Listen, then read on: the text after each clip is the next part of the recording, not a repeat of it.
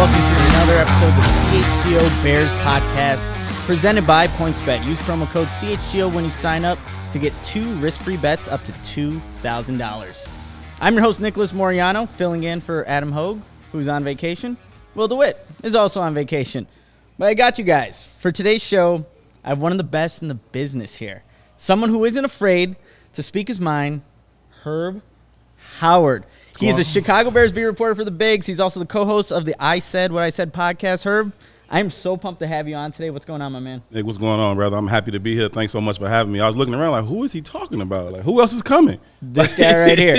This guy right here. It's an absolute pleasure to be on, man. I love what y'all doing. The place is so dope. Y'all got an all-star staff over here. The content has been phenomenal, man. Salute to y'all, for real. And Herb, I mean, you kind of were talking about the ping pong table. We're going to have to run a game after, after the show. You don't want no smoke. Like, you don't want that. Oh, I say the same thing about everybody here. I mean? So that's okay. That's okay. So the real show is going to happen after this podcast. Right, so we'll have to tune into that. But like I said, man, I'm so happy to have you here. And like to kind of start things off, Herb, when I got credentialed last year, and I think that's when you kind of started too with this Bears beat. Yeah. But I kept hearing Herb Howard ask questions in these press conferences every single time, and that's where I'm like, who is this dude? Who is this dude who's always getting on first up with the questions in the press conference? I'm like, I got to get to know this guy because he seems pretty cool and obviously knows his way around things. Yeah, no, it was fun, man. It was interesting to kind of get acclimated to it, coming into it. Obviously, a dream come true to be able to cover the Chicago Bears every day. Go up to Hallis Hall. I still remember my first drive up there and coming up to the gate and just the feeling like this is happening. This is the thing. And so you kind of get those kind of like pregame butterflies when you're driving up, but then once you get in there, it's kind of like once the ball goes up, it's just talking sports, not just doing your job. And so once you get in there, you just start talking ball, and it's cool to be talking ball with Bears players, Bears coaches, but it's still just ball. And so you just ask them ball questions, and I wanted to just come in and find out things that I wanted to know, and so I would ask those kinds of questions. And certainly it was great to come in and see so many sports journalists who've worked that I've appreciated for a long time. But, I didn't want to come in looking to, like, make friends or anything like that. I just wanted to come in and add to the room. And so I just wanted to be able to ask my questions. And I found, as the new guy, it was probably better for me to, fire my questions off as quick as possible because you end up getting stepped on and stuff like that. So I just got comfortable, being you, honestly, just being you and just kind of establishing who you are and, like, what you're about. But, we're definitely going to circle back to this conversation at the end of the podcast here. But I think we need to talk about, and everybody, it's June 2nd. Everyone wants to know what's going on with the Bears still, even though it's June. Nothing's happened season, right? for exactly. Nothing's happened for about a month here. But where I want to start this podcast, this show today, Herb, is looking at this Bears team, this 2022 team, and talk about some of the reasons to feel optimistic about what the Bears can potentially do to, get people, I guess, hyped up for this season, and just kind of get excited for a team that does have a lot of question marks. I'll kind of just start off here. For one reason, to be optimistic about the Bears, I think the coaching staff has Justin Fields' best interest in mind. Yeah. When you think about it, how they're kind of building the offense when they want to get Fields outside the pocket. We've been at the voluntary training camp practices. Yeah. There's more opportunities for him to roll out, to kind of get on the move, to play to his strengths, which the previous regime didn't. Too much like right. Too much, just too much thinking there, I guess. But also just establishing the run game. And I know, Herb, you love your fullbacks. Come on. Love your fullbacks. So I think that's going to be a big part of what the Bears want to do to try to get Justin Fields going. But also just looking at the attention to detail that you can kind of see out of certain members of this coaching staff, like Andrew Janocko. Every time you see him, Justin Fields will throw a pass. He'll roll out. He'll do his footwork drills. Janocko's always there, talking to him. And it's his first year with the Bears. It's a new regime, new offense. You got to be very detail-oriented. But I look at all those components, and then Justin Fields himself, it feels like those are reasons to feel optimistic about what the Bears can do on offense this season. I feel the same way. I think the most promising thing that I've heard this offseason in terms of Luke Getsy talking about, tailoring the offense to do what to do what his players do well.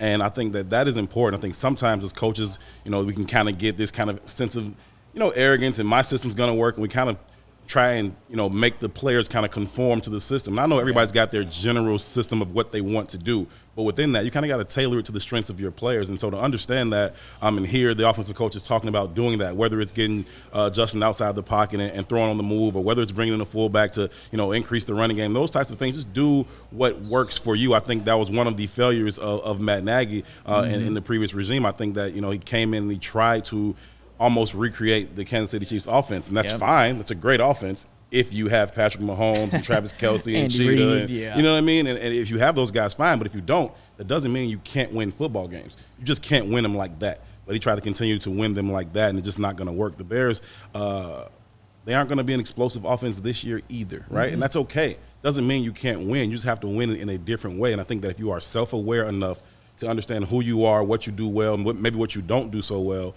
and then kind of stay away from those things, you can find yourself being really, really competitive against most teams in this league and give yourself a chance in the fourth quarter. And when you're a team that's kind of going through this rebuilding process, that's really all you can ask for. Do we have a chance late in the game to try and pull out a victory? And I think the Bears should give themselves an opportunity to do that if they play ball control football, they have a good running game, they try to stay ahead of the chains, play solid defense, take away the ball when they get an opportunity, protect it on offense. I think they have an opportunity to surprise some people. Certainly not, Super Bowl contenders or anything like that this year, but they can be more competitive than I think most people think they will be.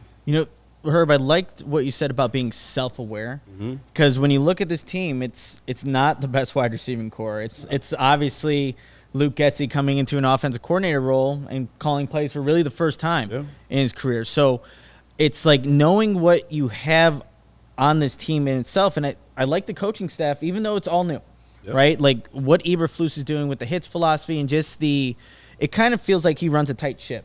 Right? If you're someone that's going to cause personal foul penalties, pre-snap penalties, he's not going to take that. No. You probably are not going to have playing time. That the loafs, right? If you're not making these tackles, running to the football, you're going to lose playing time. So I feel like that's another reason that if you're a Bears fan feeling very pessimistic about the season, it's like the coaching is going to be better, far better, and hold players accountable, which you didn't really see last season. There was like Mario Edwards had I can't even tell you how many personal foul penalties he had, but never seemed like there were any repercussions. That doesn't feel like it's going to be the case with Matt Eberflus in the squad that he kind of is assembled here in Chicago. Yeah, I think he understands again that the formula that they have for success and the margin for error is small with this team. And so when that's the case, you can't afford to shoot yourself in the foot with false starts, with offsides, with illegal formation. I heard you talking about, how many times they did those things even coming out of timeouts last year. Like you come out of timeouts, how do you have a delay of game? How do you have a false start? How do you have an illegal formation? That's the Matt Nagy special. Yeah, it is a Matt Nagy special. It's like you can't have those types of things. And so I think that Matt Eberflus understands that, and he's going to try as best he can to eliminate those things, eliminate those mental errors, eliminate those small physical errors, get to the football. That is how you kind of create turnovers. And I know that there's this kind of, randomness to turnovers, right? And everybody like they're coming in bunches, and I don't really know what that means, right? To how do you go about, creating more turnovers? Everybody's trying to take the ball away, but I think that you can put yourself in position to have the ball bounce your way more often. When you're getting, 11 hats to the football, if that ball does pop out, your chance of getting it goes up a lot. And I think we've seen that previously with Bears defenses here in Chicago, where they just get a lot of people to the ball, and then when that thing pops out, we're there on it. When it pops up in the air, we're there for it. And that's how you win games. I don't care if you go back to, the 2 overtimes from Mike Brown, or you go into Charles Tillman, or even the 18 defense. You find ways to just be around the football, and it tends to bounce your way. And so I think that those types of things will give the Bears, again, just an opportunity to remain competitive throughout the season. And if Justin Fields continues to develop and he can kind of compensate for the lack of explosiveness offensively, and I think the Bears, again, they could surprise some people. The thing is, too, it's like you have to these habits. You got to create habits, right? So if you're constantly running to the football, everyone's trying to punch at the football, and we're seeing that in practice constantly, and we're hearing about Jaquan Brisker and Kyler Gordon already being the leading guys creating these turnovers. It's like if you practice it and bring it in practice every single day, why would it be any different on game day? No, it's an energy thing, and we see it on incomplete passes. You see it on fumbles late. Even the ball, whatever the ball hits the ground, the defense is picking it up. They're scooping, they're scoring it. They got to run it all the way back. They run it all the way back, and I think that you just kind of create those habits, and you'll start to see those things. And when you don't do those things, they show up as well, and they show up in ways like, well, why didn't anybody touch that receiver when he was down on the ground? Because nobody was running to the ball, right? It's not a habit they're used to doing. And why didn't anybody pick up that loose ball? Those types of things that, we can get back to, that Lovie Smith era where, if the ball's on the ground, we're going to get matter, it, right? yeah. So the ref going to have to tell me to play over. Exactly. You know what I mean? But that's the type of attitude that we're seeing out there on the practice field, and it certainly should translate onto game day. Exactly. And a big part of that will be the linebacking course. When I look at this, for reason to be optimistic, I know there's still question marks with Nicholas Morrow. What can he be? Mm-hmm. But I think it's a good tandem with him and Roquan Smith. And Roquan's going into his contract here, right? He's going to want to ball out and get that money, right? Yeah. And when you have another guy that is trying to prove himself to this league, to this organization, being his first year here in Nicholas Morrow, I think you have a tandem there that can do some really good things in 2022. They talked about the interchangeability that both will have. Yeah. We heard that Morrow's calling some of the plays there, having the headset, but if it's if one's the will, one's the mic, it can change on any given play. Sure. But they're establishing that continuity, that chemistry already in the offseason. But I feel optimistic about what that tandem can do. And, Alec Ogletree did nicely for coming in and, being a late addition to the Bears last season. But I think having a guy like Morrow alongside Roquan Smith, this new 4-3 defense, and whoever plays, the Sam linebacker when he's sparingly out there, I do like the addition of that linebacking room and what they can potentially do. Yeah, I think there's a lot of speed. There's a lot of athleticism. They both play with great instincts. They can get downhill. They get in the backfield for TFLs, those types of things. I think that their success is going to largely depend on the ability of the front line to kind of hold up those offensive linemen, because neither of those guys are really big guys. But they are very fast. They're very instinctive. They find the football. But if you can just kind of keep them clean from those offensive linemen, then they'll be able to shoot those gaps. They'll be able to make plays in the backfield, whether that's on the running back or the quarterback. And so I'm excited to see what those two can do together. I think they'll end up competing for each other and trying to see who's getting the most tackles. And I think they'll both probably be up around 100 tackles this year. I would expect them to both be there to kind of just make those kind of plays. They have that kind of tackling ability. They both strike with force when they get to the ball. They can get sideline to sideline. It'll be certainly interesting to see, exactly what kind of player Morrow was. Just watching them on tape, you can see the speed and the instincts and those types of things. Putting them next to Roquan should be really, really good for both of them. Yeah, no, I think so too. Now, Herb, we listed a couple of things, and is there anything else that kind of stands out to you? Like, okay, I'm looking forward to it. Maybe it's an individual player. Yeah. Maybe it's a scheme, a coach. Yeah. Anything else that kind of stands out for you as you're kind of watching the 2022 season and seeing how it can go in a positive direction? Yeah, I think the fastest way for the Bears to be successful is to solidify this defense, right? And so if this defense can kind of get good quickly, that'll bode well for the Bears. And so I think for them to do that, the most important piece that I'm looking at right now is Eddie Jackson. Can he return to the form that we've seen him play with early in his career? I know he's been disappointing for the last year or two, and people have been calling them out, and rightfully so. But I think that if he can get back to that kind of level, and certainly he has the ability, we've seen him do it, right? So we know that he has the ability to do it. If he can get that done, I think that he's going to create a lot of opportunities for the Bears on the back end, create some turnovers like that. If he can be a leader on the back end, allow those young guys to kind of settle in, Jaquan and Kyler to kind of settle into their roles. And I think that I'm looking for Eddie Jackson to really step up and have a big year. Now, the question becomes, how well does Eddie Jackson assimilate into a system that requires a lot of discipline, a lot of focus, a lot of attention to detail? That's not necessarily what we've seen from him in terms of his strong suit. I do think he's a smart football player, but does he really want to focus in and do the little things? And if he does, then I think that could bode well for the Bears. They need him to play well, not only well, but game-changing plays on the back end. They're going to have to be able to take away the ball, and he's going to be critical to that.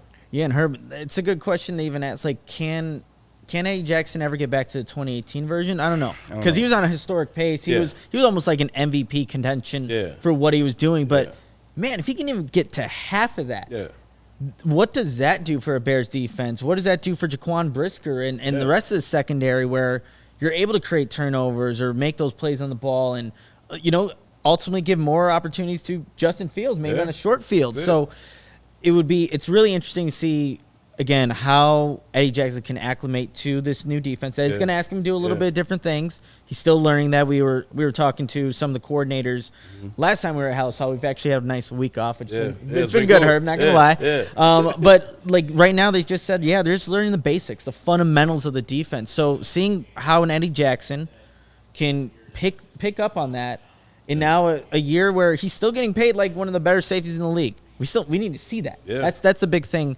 with Eddie Jackson. He was on the Hall of Fame trajectory to start his career, man. Ed He was Reed talked glowingly about him, right? He was on that kind of trajectory, and even if you just like go back and look at his stats and just look at how many touchdowns he's had taken off the board, and he always reminds you of that. If he had those, you're really talking about getting him into the same caliber statistically as Hall of Famers in terms of defenders with touchdowns on the board. And so if he can just get back to some semblance of that player, that should really, really be good for the Bears. It'll be good for Jalen Johnson. It'll be good for Kyler. It'll be good for whoever wins that nickel spot. If Eddie Jackson resembles the Eddie Jackson that we saw his first few years around here, this defense has a chance to be good. It does. It does. One last thing kind of talk about where, look, I'm looking forward to watching this happen, is this Bears rushing attack. Yeah. I'm looking forward to seeing them effectively use the outside zone scheme, not to where, like, the Bears were just outside the top 10 in terms of rushing attempts last season.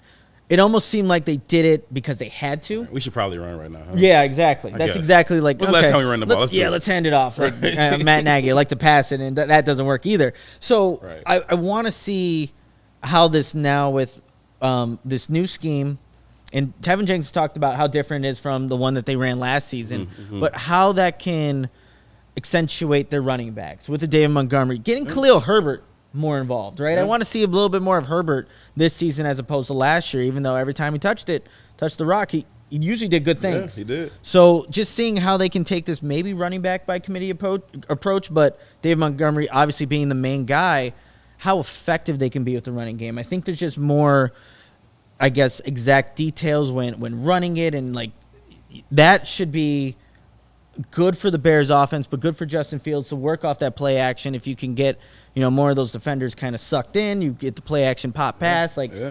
I'm looking forward to seeing how this running game can be more effective in 2022. Yeah, no, it's a critical piece to that formula that I was talking about earlier in terms of, having a formula for success. And it doesn't have to be like the Packers or like the Chiefs or anything like that, right? It can be the Bears' formula for success, and it's absolutely going to include running the ball, playing ball control offense. I think they need to win time of possession every single week. They need to get close to 35 minutes a game. That's a good point. They can get close to 35, and I know that may be a high number for them, but they can get close to 35. It's going to take a lot in terms of the running game, staying ahead of those chains. But I think if you can come out and hey, we can get 4 yards on first down, right? We can get 4 yards on first down. Now we're 2nd and 6. Now the entire playbook's open. Now we can stick it back in there, pull it out. We can boot Justin around. We can hit blasting game in the flat, because that's what I want to see. I want to see it too, actually. Yeah, like get him out there, boot him, some play action. Now you got a fullback out there one-on-one with the corner or a nickel, and he's going to run that dude over. You know what I mean? Now you got another 5-6 yards whenever you want it. And then that's going to open up things in the middle for Cole Kmet. You'll get these speedy receivers doing whatever they're going to be doing on crossing routes or whatever,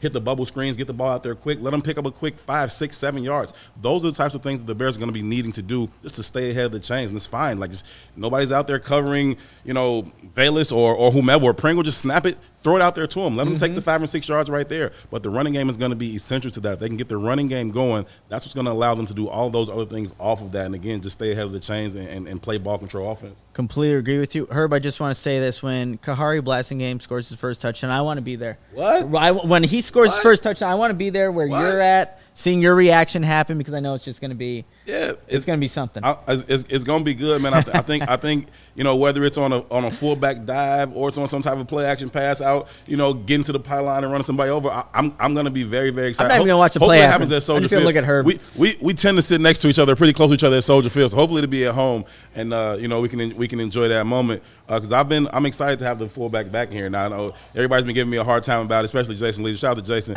but he be giving me a hard time about the fullback all the time. But I think it'll be a good thing for real. I think so too. It's again going back to kind of like those old school Bears. Where that's the last time they were successful. Yeah. They had a good defense. They can run the ball. Probably had a fullback. Get you a fullback. Get you a fullback. Good things can happen. I don't know why the fullback has been phased out of the game. I mean, I do know why.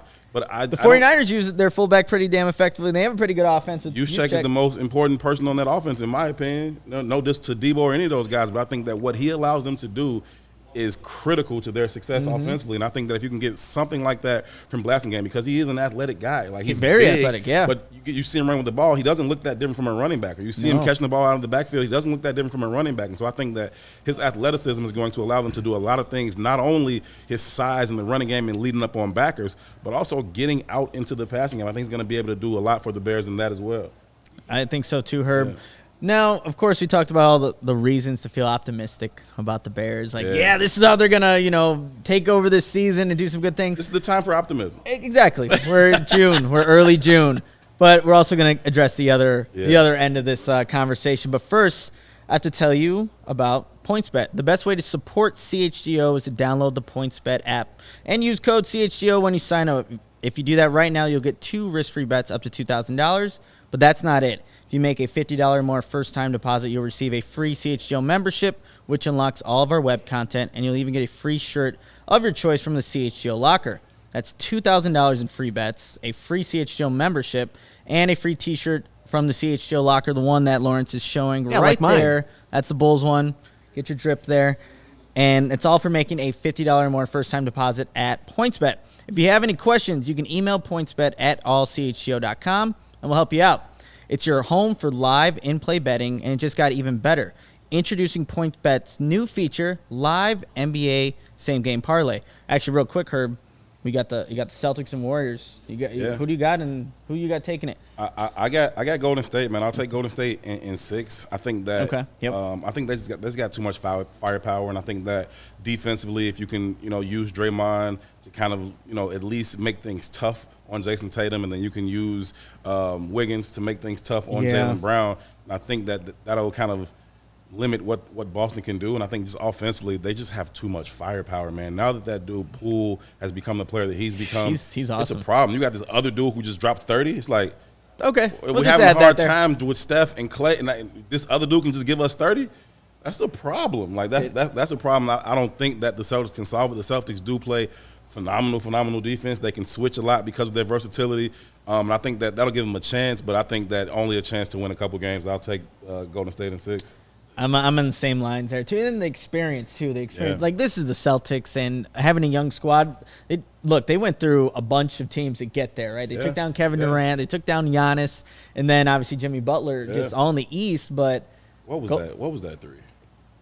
Look, actually, you know what? Hold on, Herb. I'm with that 3. I'm totally fine with that 3. There's no way you're with that 3. So here's the thing. I think it's Jimmy Butler's 3 to take because of what he did in the series. It's Jimmy Butler's team. He can do whatever he wants. That doesn't make it the right decision, right? I think the ball has to be in his hand, right? And so certainly get him the ball. I would have liked to see him drive to the basket. You get your best player with the ball in his hand, and Al Horford is the only thing between you and the basket. You blow by him and go dunk the ball and go to overtime, right? Well, I hear that, but he played all 48 minutes. Does he want to go to overtime? Probably not. Yeah, probably not. But he probably also doesn't have the lift in his shot either. Right, but also like if he goes to the basket and ties the game with, I think it was 20 seconds, or I don't know how much time was left. Somewhere around there. Yeah. So now Boston has the ball, last chance here. When he takes that 3, I think it was more than 24. I think they would have had another possession if Boston went back down and scored. So they would have had the last shot. So I think that's why he did it. I don't know.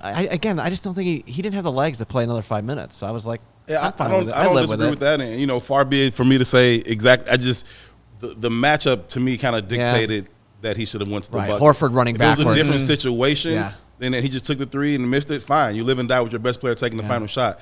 But you're one-on-one. There's nobody behind him. You take him to the cup and you tie up the game, and then you see what happens next. Yeah. It's Game 7. And you're right. And if it was Steph, different conversation. Right? He would have pulled up at half court. 32% career 3-point shooter. I think 20-something this year. Like, come on, bro. Like, you can get a better shot than that. That's all. He could have gotten a better shot than that. And you're right. Living that with your best player. If he goes and bangs on Horford, maybe he gets a foul. Maybe the old-fashioned maybe. I mean, hindsight is 20/20. I was just surprised when he stopped and pulled up. I was like, really? I was like, trade this Jimmy, and it didn't happen. Didn't happen. You know what happened. But, I'm going with the Golden State Warriors in 7 because I know Matt Peck placed a bet early on in the season where he had the Warriors Celtics. And he had the Warriors winning in 7, so I hope he wins a good amount of money over there. But I need to get your thoughts there, Herb, on this final series. But to continue the PointsBet ad read, for the first time ever, you can build the perfect live NBA same-game parlay. Only with PointsBet, combine your favorite bets anytime during the game. Want more? You can also boost your live same-game parlays. Watch live, parlay live, and boost live with PointsBet. So what are you waiting for? Once the game starts, don't just bet. Live your bet life with PointsBet. Gambling problem? Call 1-800-522-4700. We got one more, you guys. It's one of my personal favorites.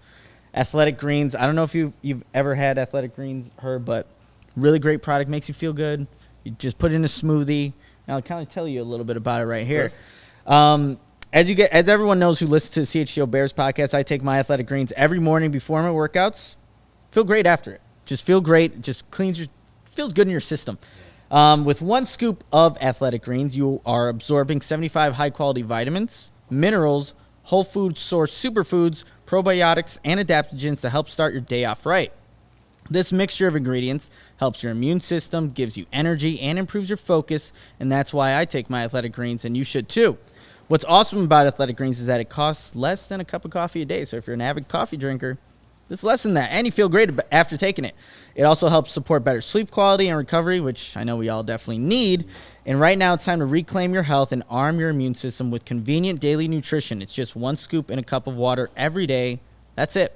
No need for a million different pills and supplements to look out for your health. To make it easy, Athletic Greens is going to give you a free 1-year supply of immune-supporting vitamin D and 5 free travel packs with your first purchase.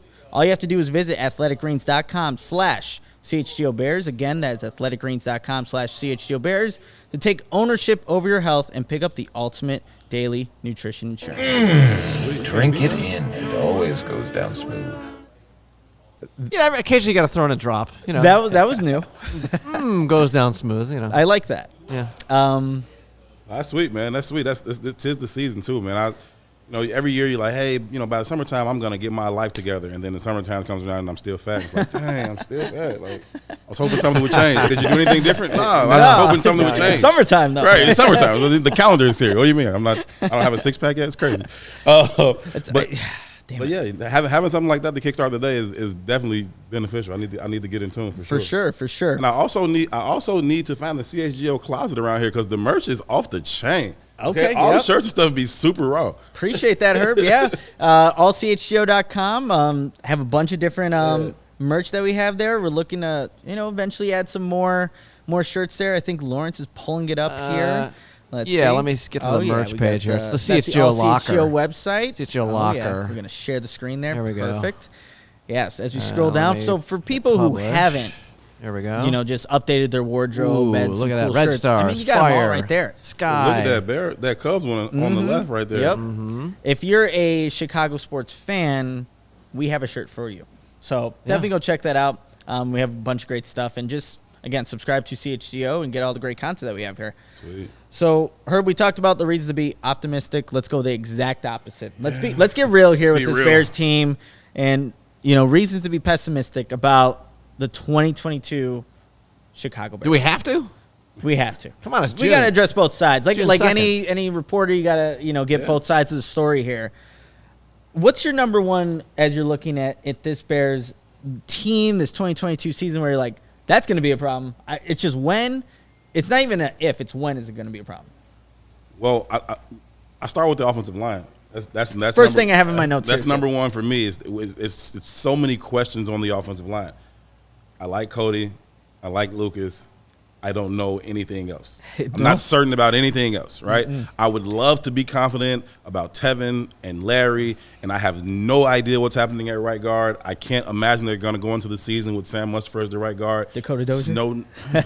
It's no knock on Sam. I think he's a football guy. He's a smart guy. Mm-hmm. He loves the game, but he's really undersized at right guard. He was undersized at center. Now you bump him out to right guard, and I feel like he's even more undersized. Mm-hmm. And so I don't know what they're going to do there. If the offensive line can find a way to stabilize itself, I think that gives them a chance to do the things they want to do, which is establish that running game, again, get the bootleg, get the play-action game going.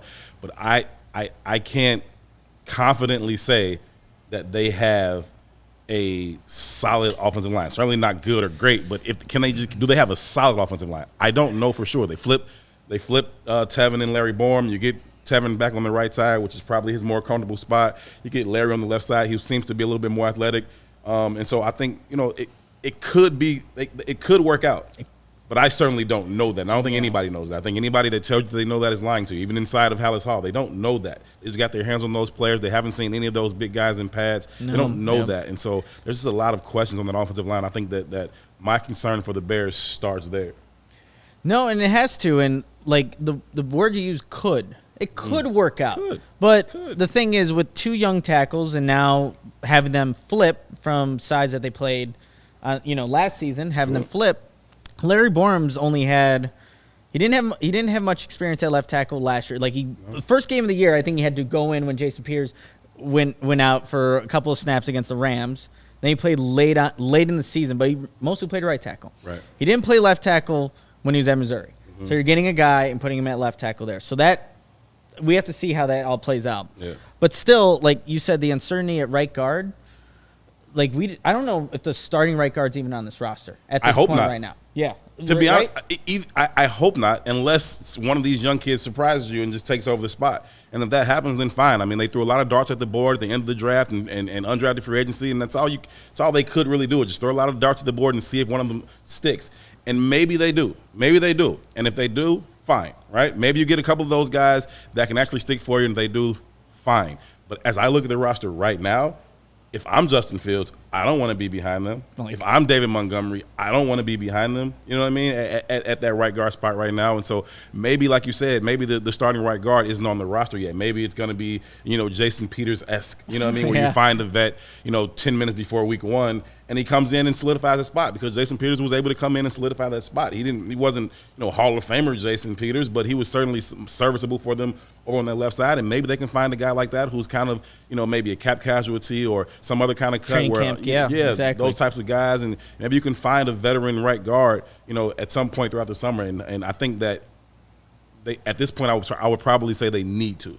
They need to, yeah. And I saw one of the comments here, like maybe one of the rookies, like a Zachary Thomas goes in, and still it's a rookie, a rookie in day 3 of the draft, so you don't know how that's going to work out. Next to another rookie. Tevin Jenkins played, 50 snaps? You know what I mean? Like, it's just not a lot of experience on the right side of that line. And so I think that, if one of those rookies takes that spot, then it may bode well for him in the future that he can come in and take that spot. It may just say we don't have anybody else to put there. So, we'll have to see. I think if one of those guys comes in and takes that spot, then maybe it's fine, but you're very, very inexperienced over there. Absolutely. I see somebody here, Hendrick, saying since Poles was an O-line himself, he will address the O-line. And you know what? You got to the most qualified person to probably address this is probably Orion Poles, right? Yeah. Being a former offensive lineman and having Ian Cunningham also being the assistant GM. So maybe they see something that we don't, but we just got to let it play out. Another area where I'm concerned about this Bears team is a lack of proven depth at the wide receiver position. Herb, if Darnell Mooney were to miss any time this season, then what? Like, what is that wide receiver core? Now it's Byron Pringle going up to the number 1 wide receiver. You have Velus Jones Jr., a 3rd-round draft pick rookie. Like, Equanimous saying, like, your face says it all for people who are watching. For people watching, Herb, But Darnell Mooney is going to take on that role of a number 1, and he kind of did last season with Allen Robinson kind of playing the way he did.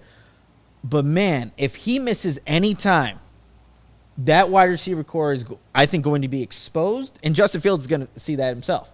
Yeah, that's another variable for the Bears this year is health, right? Yep. Again, with their margin for error being so small, you have to factor in health to that equation as well. They can't afford for anybody to go down, right? No. They can't have Jalen Johnson miss time. They can't have Quinn miss time. They can't have Roquan miss time. They can't have anybody miss time. When you talk about that wide receiver group, they certainly can't have a guy like Mooney miss time. You don't have any proven, You don't want to see Dante Pettis out there and Tajay Sharp? I don't think so. No. I don't think so. And veterans, maybe I'm wrong, but I don't think so. You know what I mean? I think that you have a guy like Byron Pringle who comes over from the Chiefs offense, and I think that's an intriguing move, right? Because when we've seen him make plays in those training camp practices over the middle of the field. When you have a guy who was 4th, 5th option over in Kansas City, and then maybe he can come over and now maybe he can be a solid 2 or 3 for you or something like that, and maybe he can be even better than that. You just don't know.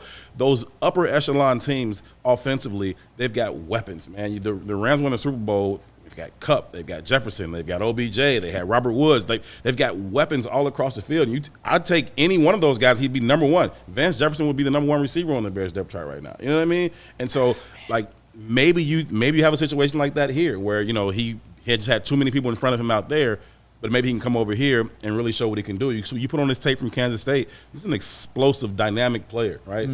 Byron Pringle is a different kind of athlete on the field. Now, can he match that ability with production? We'll just have to wait and see. But again, it's an unknown. It's maybe, but nobody knows that. Just like nobody knows what's going on the O-line. Nobody can definitively, with any confidence, tell you that this wide receiver core is going to produce for you. And so, but again, we're not looking for 350 a game. We don't need to throw for 350, right? That doesn't have to happen. Nope. You can win games with 200. You can win games with 220, right? You can win games with that, but you need those guys to kind of just be on the same page and to be opportunistic. Can they come up with the 3rd and 8s, 3rd and 9s when they gotta have it?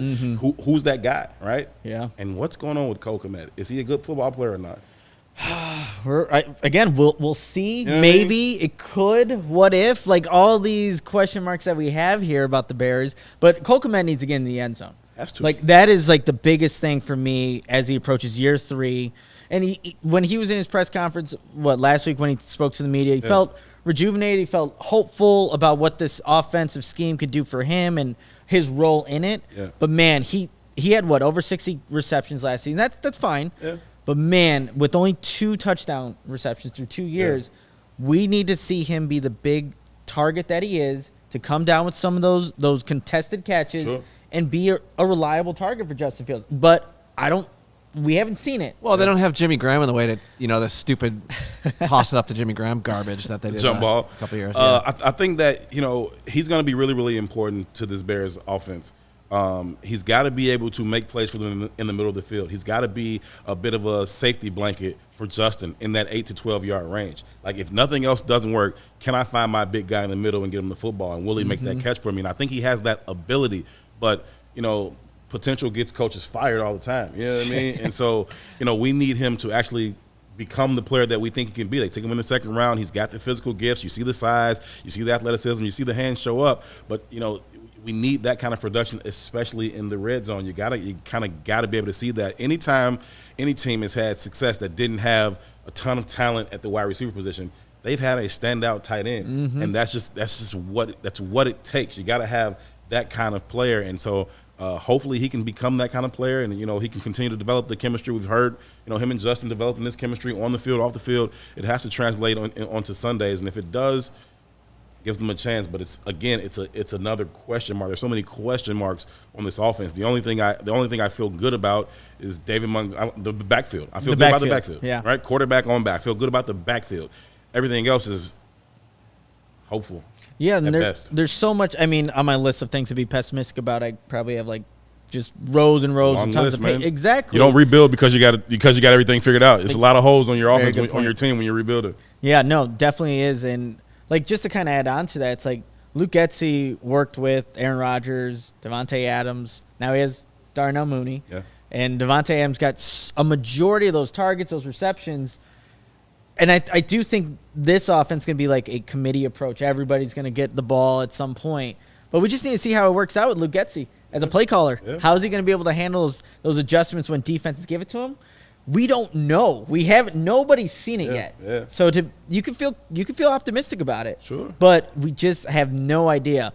To kind of go to the defensive side here, Herb, real quickly, we know how important the 3-tech position is. You got to have it. Mm-hmm. And they did not get Larry Ogunjobi.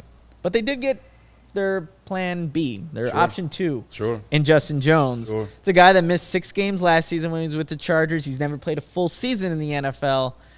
And when you look at that position, how important it is, it's like if he were to miss time, and maybe just got to assume so just because his history kind of shows it. The greatest indicator of future behavior is past behavior. Right? Just listen to Herb here. Exactly. You have Angelo Blackson, Mario Edwards. Yeah. At a position that is so vital for what the Bears want to do defensively. Alan Williams just talked about it. Matt Eberflus talked about it. Do they even have the right guys there to kind of run the system that they want to do? And Justin Jones is still a young player and could still prove a lot. And they released their 1920 football drive video. He seemed very optimistic, just very hopeful about what he can do for the Bears. But you still got to have some reservations about what the Bears currently have at that position and what they need out of it. Yeah, no. You're talking about having a successful cover 2, and the 3 tech. You are talking about studs, right? Whether you're talking about Warren Sapp or Tommy Harris. You know what I mean? You need dogs, like not just like good dudes. You need people who are game changers, who are disruptors, who cannot be one-on-one blocked, who can penetrate, who can get that beat. Like you got to be able to do those types of things. I'm not confident that Justin Jones can do that. I'm not saying he's not a solid player, but again, you need a game changer right there, not a solid player. And so I think that what's going to happen for the Bears is they're going to have to be absolutely dominant on first down. Right? Yeah. They can't get themselves into, 2nd and 5, 2nd and 4. They have to shut down the run every single time. I think that Kyrus Tonga and Angelo Blackson are going to be critical. Right? I think that if Kyrus Tonga can develop into an immovable object, I don't think that, he's going to be Eddie Goldman or anything like that, but he's really, really strong. He's a really, really strong kid. If he can just anchor and he can take on a guard and a center and then allow Roquan and Morrow to kind of flow behind him and make those tackles in the backfield, and that's going to give the Bears an opportunity on 2nd and 3rd down, because I don't think that they'll be able to organically generate the pass rush from the front 4. I think that Robert Quinn, if he shows up and he's there, I think he can be productive for them if he has anything close to the season he had last year. I don't expect him to, set the Bears record again, right? 18.5 sacks. But if he can have another productive season for you, and I'm really excited about Travis Gibson. I think that he's a guy who is primed to take another step forward and really kind of make his mark on this defense in this league. I think he is I look at him very similar to Roy Robertson Harris. They both came in smaller schools, undersized, kind of switching positions, trying to figure things out. But then they got their bodies right? They kind of reshaped their bodies, and then they kind of took off. And I think that Travis Gibson is on a similar trajectory to that. And I think that if he can take that next step forward, that will be really, really key for the Bears' success in terms of being able to generate a consistent pass rush without having to blitz. I think I like the ability that they may have to blitz those linebackers because of their speed. But obviously you want to be able to get home without having to do that. And I don't know if that pressure is going to come from the middle, and so it becomes really, really important that you can generate it from the outside. If for no other reason, then you get slat protection, or you get the guards kind of worrying about what's going to happen on these ends, and then that kind of makes things easier for the Justin Jones of the world. With Travis Gibson, he becomes even more important if the Bears do trade Robert Quinn, because we haven't seen him. Yeah. Other than him getting the award, the Brian Piccolo award, right? That was the one time he was at Hallis Hall that we've seen. Sure. So if he's no longer in the picture, then you need Travis Gibson to be a guy that can create pressure. You also need to rely on Alquan Muhammad, who has not practiced yet. Yeah. That's why Dominique Robinson was running with the ones the last time we were at practice. Their 5th-round draft pick, who was a former wide receiver, now a D-end, and again, you have to wait and see what he can do. But, the pass rush itself for me is another question mark. Where are they going to generate it organically? Are you worried about Quinn? Are you worried that he won't be there? I feel like the longer it kind of holds out, I think you just get that feeling that the age that he's at, is there a team right now that can take him to their defensive line room, and it's like, we have a veteran. Right. We're looking to compete. He's not going to be here for a long time. And honestly, I wonder what the Bears would even get for Robert Quinn. That's the thing, too. That's why maybe I have reservations for him leaving. It's like, what do you get for a Robert Quinn? You got a 2nd-round draft pick and, a 6th for a Khalil Mack, and you get all the money and stuff involved. But a Robert Quinn at the age that he's at, he's not giving you 18.5 sacks again. No, he's not. So I'm like on the fence. What about you? I think he's probably more valuable for the Bears than he is to them in a trade. I think so. I think it behooved them to keep him, unless they can get a trade. They kind of like, so somebody said they'll give us a 2 for him. I was like, really? Okay, cool. But I don't really see that happening. And so I think that I also don't. I'm not really concerned about it. I don't really think that he's not going to show up. I think that he's a veteran guy who understands his body. You know how he is. He's just a real low-key, I don't know, let me know when the game starts. I'll be there. Always in his sweats. He's just that kind of guy. And so I think that, he'll show up when he's supposed to, and I think that he'll be productive. I think that he understands at this point what his body needs to be ready in terms of a full 12-month calendar year to say, okay, this is what I need to do to be at my best come September, and even remain at my best come January. I think that those things I kind of just trust him on. He doesn't really seem like just high maintenance diva kind of guy who's like, oh, I want this, I want that. He's just a real, just low key, laid back guy. So I'm not worried. I think he's probably just somewhere at home working out, getting his massages, making sure his back is okay, those types of things. And I think that when it's time, I think he'll show up and I think he'll be ready to go. So we could pencil in 12 sacks for the Bears for Quinn. I think 12 would be a good number. I think that 11 and a half should definitely be like that over/under thing. Like I think 12 would be a good number for him. Yeah. All right. I would like to see Travis Gibson get into double digits as well. If you can get 12 and 10, if you can get 20, 22 from those guys, you know what I mean? I think that now you got the pass rush that we're talking about. If you can get 20 to 22 from those two guys, then cool, right? Now you're on point. Now you can hope maybe Justin Jones can get you 4 to 6 or something like that, right? And it's like, okay, now we're okay, right? Yeah. But that's what they got to do. And someone mentioned here, will there be like coverage sacks? Like, should the secondary be better than it was last year, even despite two rookies being starting? Can't be worse. Yeah, it can't be worse. Well, it can, but God, that would be hard to do. But see, you have talented players like Kyler Gordon and Jaquan Brisker who should be the starters come week one.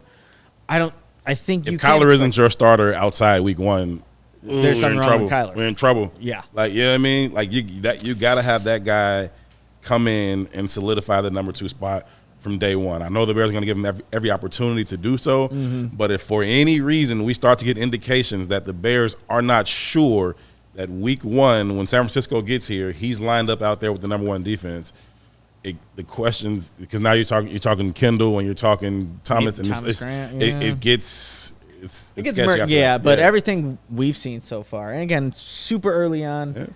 Yeah. I'm really looking forward to seeing what he can do in the pads and just, again, going up against some competition where you can get a better indication of a corner. Yeah. Before we get into our last segment, Herb, I just got to ask you a question. What's up, brother? Do you want to start your day with a competitive edge? I do. I really do. I got the thing for you right here. Strava CBD coffee is a game changer. It has helped thousands of people to improve their overall wellness and quality of life. Strava delivers delicious, fresh roasted specialty coffee infused with organic broad-spectrum CBD. And just so you know, for everyone who hasn't tried it, CBD from hemp doesn't make you high or hungry, but it does offer real benefits that can help you. Like feeling alert and focused without the jitters, living your day more balanced with less anxiety and fewer aches and pains. Plus, including CBD in your daily routine can help you enjoy more restful sleep so you wake up feeling at your best. And the best part of all of this, Strava is all about quality. Everything's small batch, fresh, and shipped straight to your door. Strava also offers concentrated full-spectrum CBD tinctures for those looking for a more traditional CBD format with a powerful entourage of benefits. CHGO listeners can save 25% off their entire purchase when you use code CHGO25.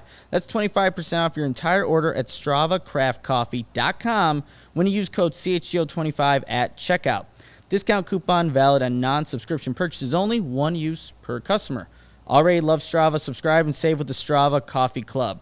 With Strava, you are in control. Save on your favorite coffees and have them automatically delivered to your home or office on your preferred schedule. We just have a bunch of things that you have to try here. Just a bunch of things, and they're all benefit. Y'all got the top of the line in everything, right? So Appreciate it. I think that that's something I need to try because I definitely need to kickstart in the morning, and I like the sleep benefits, right? Because my sleep pattern is trash. Well, with me, it's like I got this device right here and it's constantly scrolling. Nothing's happening with the Bears. Nothing's happening on Twitter. Nothing. Constantly scrolling. Nothing good. Nothing good. Yeah, nothing good usually. Well, Herb, I'm really looking forward to this last segment because, again, how we kind of teased in the beginning, how I first became aware of you, and I'll title this like "How to Command a Press Conference with Herb Howard." Like that is, let's go. Again, that's how I knew who you were. I'm like, who is this guy who's constantly asking questions? And for people that maybe are aspiring to go into journalism, maybe who watch this, maybe not, it's your choice. But where does that come from, Herb? Like where you go into a press conference and you're the first one. You're usually the first one to ask a question. You project your voice over people that have been in the business for 20 plus years. Yeah. No, it's Herb Howard. Yeah. Every time that we're hearing, despite if you're the front row, back, it doesn't matter where you're at. Yeah. You could be off to the side. Yeah. Like we were standing a couple times just at in the media room. You're going to get your question. And where does that mentality kind of come from?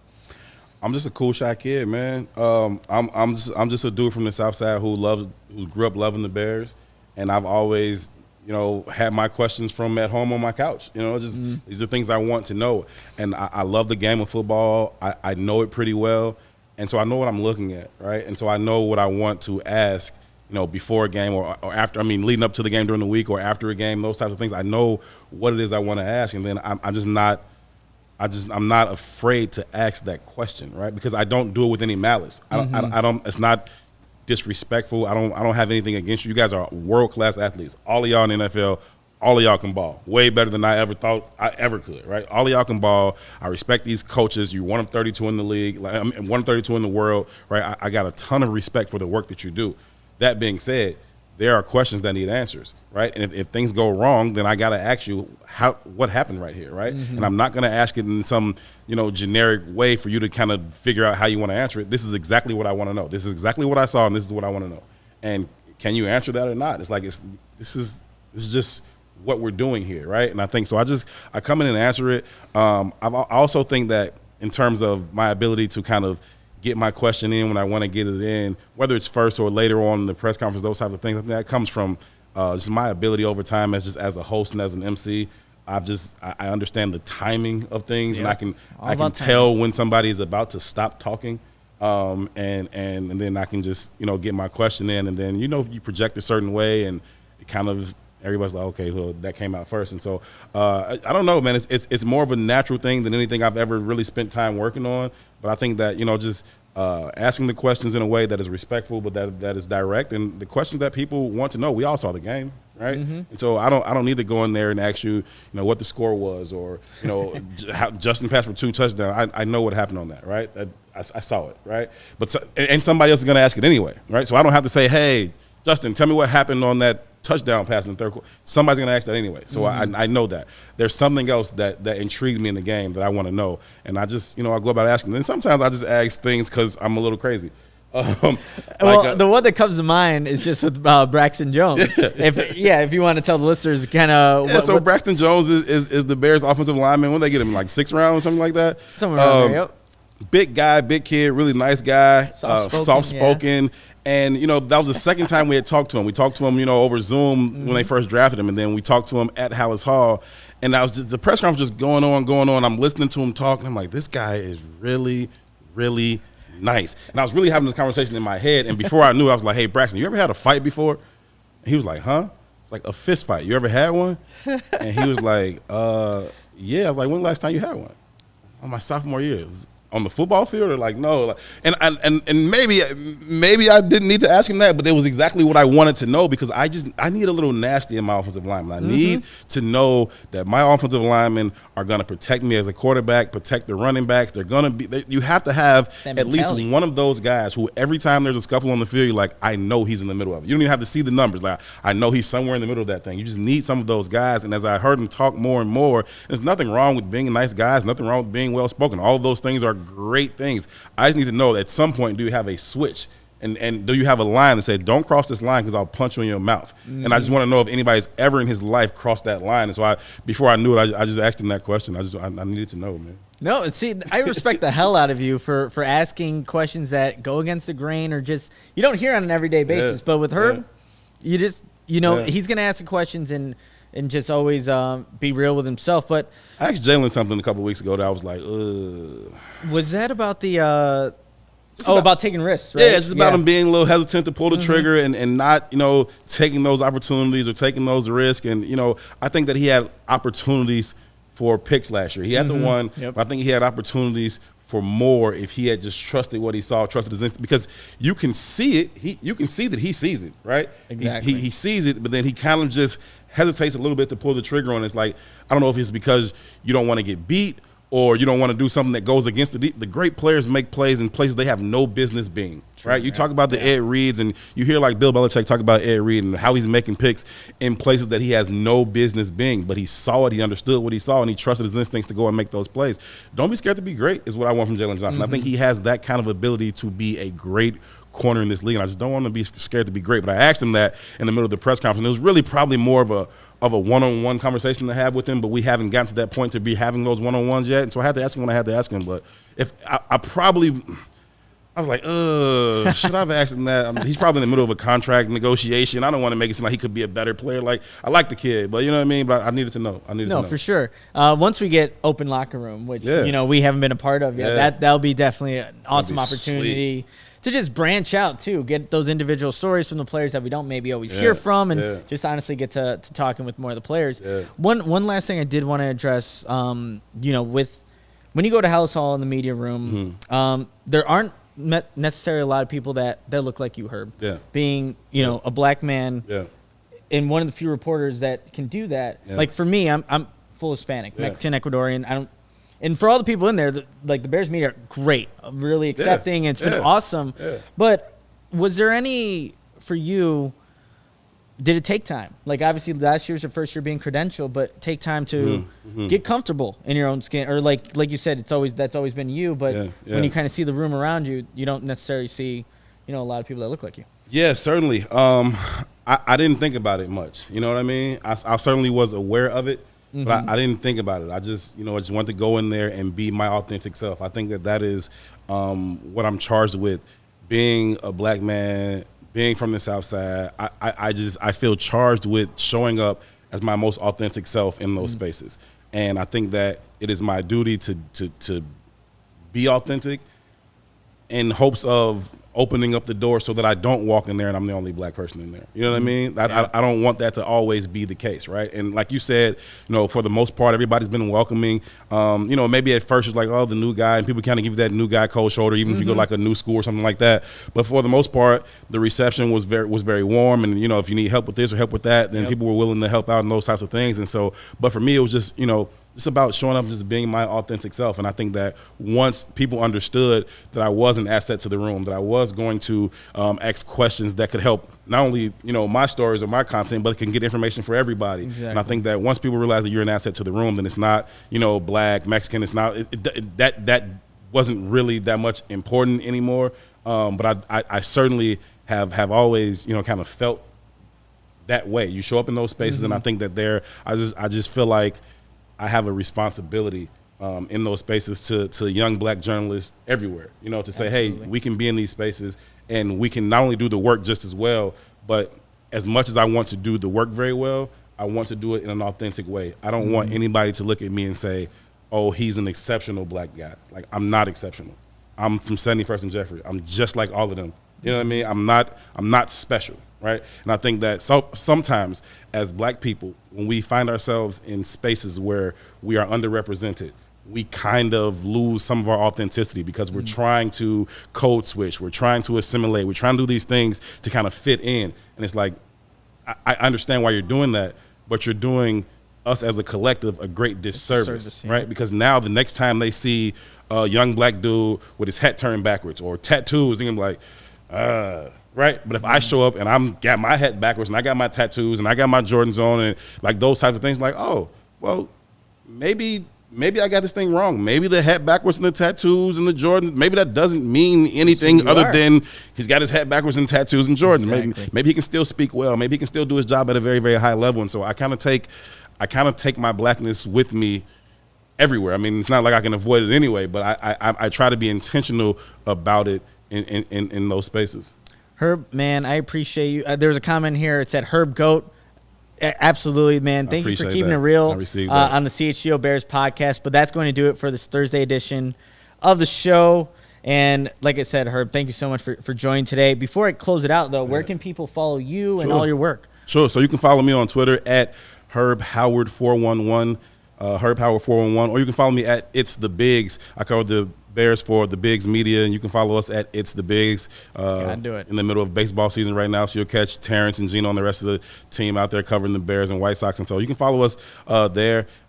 Would love to have you. I got to get better at Twitter, man. I gotta get better at Twitter, man. I see you doing it, and I just got to get a little bit better at it. But yeah, that's definitely where you can follow me at, man. I really appreciate y'all having me here. Again, the facility is super dope. It's really nice in here.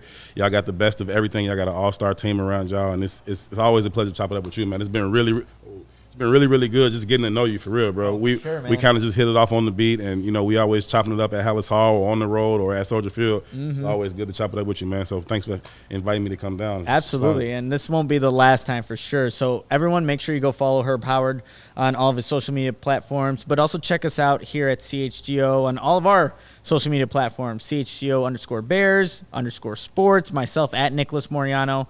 But that will do it for today's show. Everyone enjoy the rest of your Thursday. But until next time, bear down, Chicago.